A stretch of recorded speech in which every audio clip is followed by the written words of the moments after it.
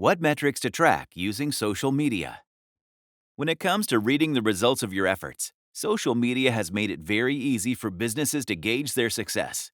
The numbers are there for everyone to see, and there are no lies here. Well, almost. You can't create goals if you don't have access to these metrics, because it lets you make sense of what kind of strategy is working for the people and what you need to do to make it better. Engagement. This is the first metric you need to understand, because this is more of an umbrella term. It contains the following: likes, comments, shares, or retweets are all individual metrics of engagement that add up. If you are checking Twitter, you can get a report which summarizes all the engagement for a specific tweet. Then there is the engagement rate. This is the number of engagements divided by the reach or impressions. When the numbers are high, you can rest assured that people find your tweet or post interesting. When it's organic, it means that you are able to create brand awareness without having to prompt action from the users. That's a good sign too.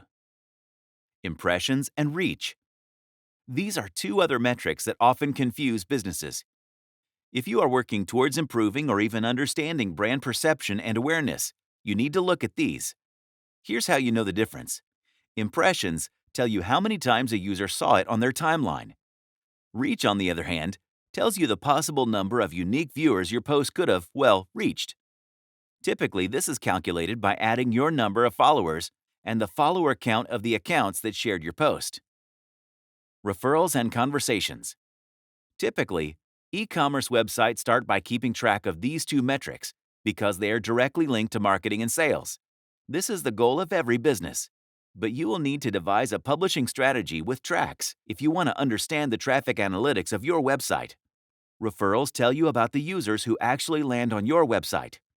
You can see where these users came from, and typically, you can see your social media traffic under a separate tab, no matter the tool you are using to get the information.